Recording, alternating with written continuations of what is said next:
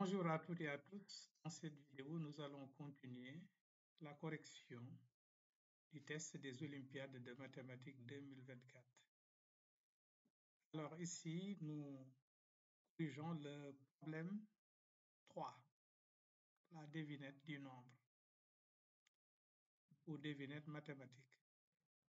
Alors, ici, le niveau, c'est la classe de 5e, 4e et ça, c'est la partie 3 sur les 5 parties. On vous dit les chiffres 1, 2, 3, 4, 5 sont tous utilisés une seule fois. Une fois donc pour écrire un nombre à 5 chiffres. Le nombre à 5 chiffres est noté A, B, C, D, E. Tel que le nombre ABC soit divisible par 4, BCD est divisible par 5 et CDE est divisible par 3. Détermine ce nombre. Donc voici en fait l'énoncé. Là, nous allons essayer de trouver ce nombre en utilisant les informations dont nous disposons. D'abord, faisons un tableau et mettons ici les nombres A, B, C, D, E. On va voir qui est A, qui est B, qui est C, qui est D et qui est E. L'information qui nous dit que BCD est divisible par 5. Ça veut dire donc, comme on sait que D ne fait pas partie, n'est pas égal à 0, puisqu'il n'y a pas 0 sur les 5 chiffres proposés, donc nécessairement D égale 5. Donc ici, on peut mettre 5. Autre information, on sait que CDE est divisible par 3. Un nombre divisible par 3, donc la somme de ces chiffres est un multiple de 3. Ainsi donc, C plus D plus E est un multiple de 3. Mais on sait déjà que D égale 5. Par conséquent, qu'est-ce qu'il faut? Il faut donc voir les possibilités pour C et E. Vous voyez bien que pour avoir un multiple, qu'est-ce qu'il faut ajouter à 5 pour que ça soit un multiple de 3? Il faut lui ajouter soit 4.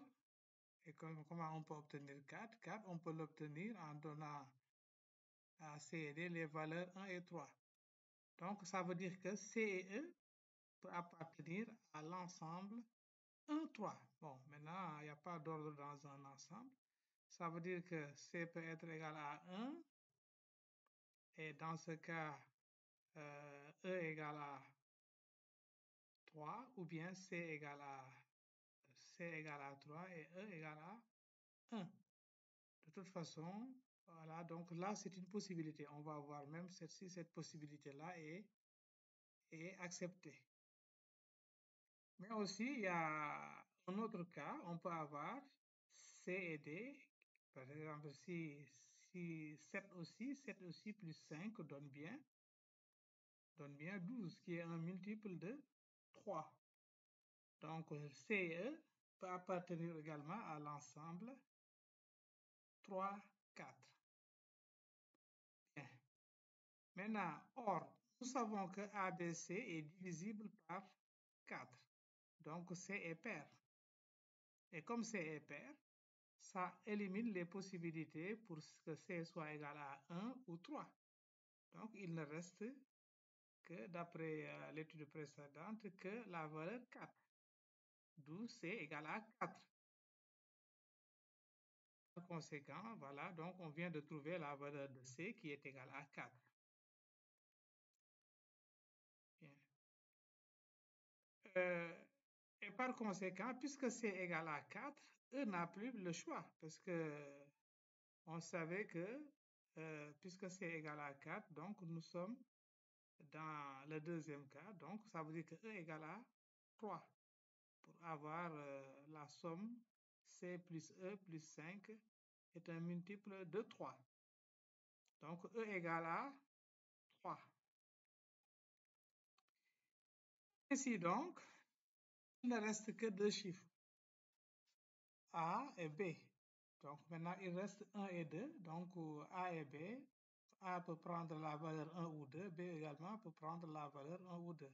C'est ça qu'on traduit par A et B sont dans l'ensemble 1, 2. Et maintenant, l'information ABC est divisible par 4. Un nombre, quand est-ce qu'un nombre est divisible par 4? Si ces derniers chiffres, le nombre constitué par les deux derniers chiffres est divisible par 4. Donc, BC est divisible par 4. Alors, BC est divisible par 4. Vous voyez bien que si on prend par exemple B égale à 1, c'est pas possible parce qu'on aura donc 14, puisqu'on sait que C égale à 4. Donc 14 n'est pas divisible par 4. Mais B égale 2, qu'on vient égale 2, on obtient donc 24 qui est bien divisible par 4. Ainsi donc, B égale 2. Voilà, maintenant, A, c'est le chiffre qui reste. A égale à 1. Et ensuite, donc, A égale à 1. Ainsi donc, le nombre demandé, c'est finalement n égale à ce nombre-là, 12 453. Voilà, donc c'est la fin de cette vidéo. Merci de l'avoir suivi et à la prochaine pour une autre vidéo, Inch'Allah.